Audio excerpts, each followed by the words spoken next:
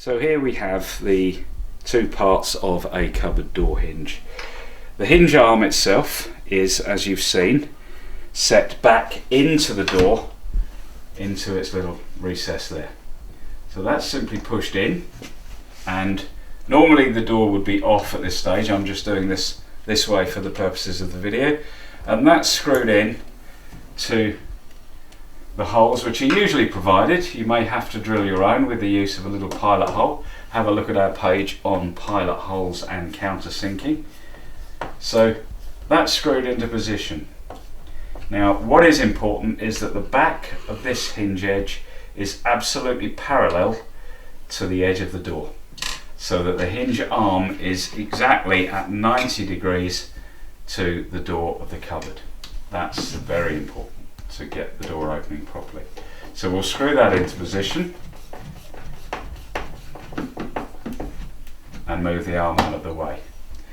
The second piece of the jigsaw is the hinge bracket itself. Okay. Now when these are positioned, they're positioned with this slot facing towards the room. And the reason for that is, if I point upwards at the hinge arm again, the adjustment screw that you have here, the back of it, if I can get the camera to do a close-up here, the back of that screw looks like this. And this little part of the screw slots in to the slot on the hinge bracket. So when that's on the side of the cupboard, this adjustment screw here has to slide in there, and that allows full adjustment by turning this one way or the other. That can't be pulled out of the unit. A lot of people make the mistake of just putting the hinge in thinking it's fixed, but that little knob there isn't in that slot, and that doesn't give you the fullest adjustment you can get. So we've already got one of these adjustment screws in this arm, so I'll pull the arm out of the way and we'll fix this bracket back in. Now the holes are pretty much always provided in the side of the